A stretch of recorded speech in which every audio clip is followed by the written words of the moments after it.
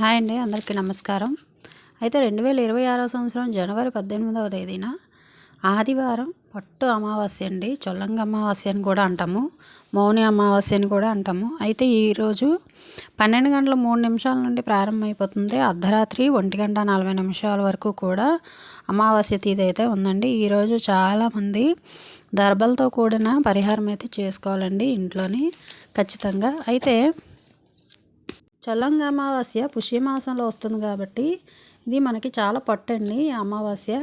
అయితే చాలామంది పెద్దలకి ఈరోజు తర్పణాలు అయితే ఇస్తారు. మనం దీన్ని మౌని అమావాస్య అని కూడా అంటాము. అంటే చాలామంది పూర్వీకుల ఆశీస్సుల కోసం చొల్లంగి అమావాస్య రోజు నాడు పితృతర్పణాలు ఇవ్వడం సాంప్రదాయం కదండి. ముఖ్యంగా గంగా నది స్నానం చేయడం, లేదు అంటే ఎక్కడైనా దగ్గరలో నదీ స్నానం, లేదంటే సముద్ర స్నానం చేయడం చాలా మంచిదండి. ఇది చేయడం ఏంటంటే ఆత్మశుద్ధి కోసం, అలాగే మానసిక ప్రశాంతత కూడా చాలామంది మానసిక ప్రశాంతత కోసం ఇలా చేస్తారండి. అంటే సముద్ర స్నానం చేయడం పౌర్ణమి అమావాస్య గడియల్లో చాలా మంచిది. ఆ రోజు మనకి నెగిటివ్ ఎనర్జీ అంతా పోయి పాజిటివ్ ఎనర్జీ రావడానికి అయితే మాత్రం చాలామంది చేస్తుంటారు, అందుబాటులో ఉన్నవారు అందరూ కూడా. అయితే ఈరోజు సూర్యోదయం ముందే మనం నిద్రలేచి కాలకృత్యాల అనంతరం పవిత్ర స్నానం అయితే చేయాలండి. పవిత్ర స్నానం అంటే ఏముంది, మనకు దగ్గరలో ఉండే నదీ స్నానం, నదులకి మించిన పవిత్రత ఏముంది. అయితే నదీ స్నానం, నది దగ్గరలో లేని వాళ్ళు కనీసం నీళ్ళు స్నానం చేసిన బకెట్లో కొంచెం పసుపు కానీ గంగాజలం కానీ వేసుకొని చేయొచ్చు. కాశీ గంగున్న చేసుకోవచ్చు.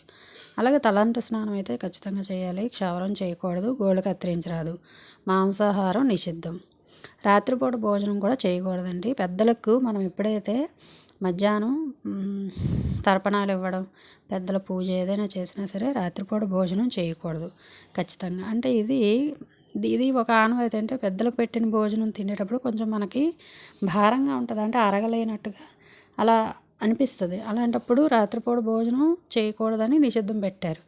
ఇలా మనం ఈ నియమాలు పాటిస్తూ మనం ఈరోజు పూజా విధానం అయితే అమావాస్య రోజు ఇంట్లో సూర్యునికి ఖచ్చితంగా అర్ఘ్యం సమర్పించాలండి. అంటే సూర్యోదయంతోనే మనం మొదలు పెట్టాలి.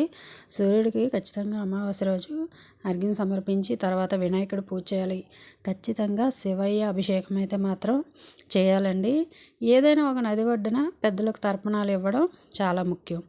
ఈరోజు ఈ నియమనిష్టలు ఖచ్చితంగా పాటిస్తూ ఈ పూజ అయితే చేయాలి. నువ్వులతో చేసిన వంటకాలు, లేదంటే తెల్లని అన్నంలో నల్ల నువ్వులు వేసి పితృదేవతలకు సమర్పించాలి. తెల్లని అన్నం అంటే వాడలేనిది, అలా మీద తీసిన అన్నంలో నువ్వులు జల్లి మనం పితృదేవతలకు సమర్పించినట్టయితే చాలా మంచిదండి. అలా నువ్వులతో చేసినవి సమర్పించాలి. ఇలా చేయడం వల్ల ఏంటంటే శని దోషాలు, జాతక గ్రహ దోషాలు ఏమైనా ఉంటే తొలగిపోయి ఖచ్చితంగా ధనయోగం అయితే కలుగుతుందండి. చిన్నపిల్లలు ఉంటే చిన్నపిల్లలతో దీపాలు అవి పెట్టించకపోయినా కనీసం పెద్దలకి పువ్వులు ఏమైనా సమర్పించి సాష్టాంగ నమస్కారం చేయించండి, పిల్లలకి చాలా మంచిది. అలాగే అమావాస్య రోజు మహాలక్ష్మి పూజ చేయడం చాలా మంచిది. అలాగే మీరు ఇష్టంగా కొలిచే దేవతకు కూడా మనం ఈరోజు పూజ చేయడం ఆనవాయితీగా చేసుకోవాలండి. అమావాస్య రోజున మహాలక్ష్మి పూజ చేయడం, లలితాదేవి పూజ చేయడం చాలా మంచిది. ఎందుకంటే మనకి నెగిటివ్ ఎనర్జీ ఇంక్రీజ్ అవ్వకుండా ఉంటుంది. అలాగే లక్ష్మీదేవికి తెల్లని స్వీట్ ఏదైనా సమర్పించి అమ్మవారిని అయితే ధ్యానించాలండి. ఇలా చేయడం వల్ల ఏంటంటే అమావాస్య కొంచెం చికాకులు మనకు లేకుండా ఉంటాయి. ఈ వీడియో నచ్చితే లైక్ చేయండి, షేర్ చేయండి, సబ్స్క్రైబ్ చేసుకోండి.